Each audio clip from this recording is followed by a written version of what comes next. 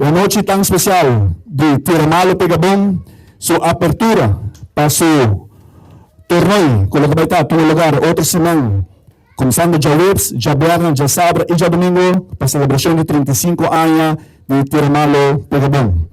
Maneira de situar, a celebração é uma celebração grande para nosso equipe, com a hora fundada de 1990 para duas pessoas sumamente importantes para o qual a nossa organização, com o senhor Mário Trimon e também Charlotte Trimon Trump.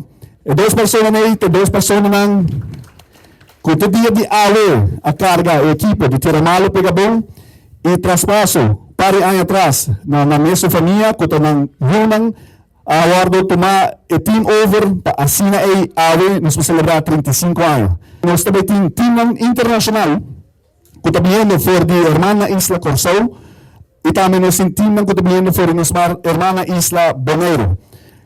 Esse é o que tornou também torneio internacional pelo qual nós de Tiramalo Pegabong. Me quero agradecer Tour 86 team que lo participar de nosso torneio.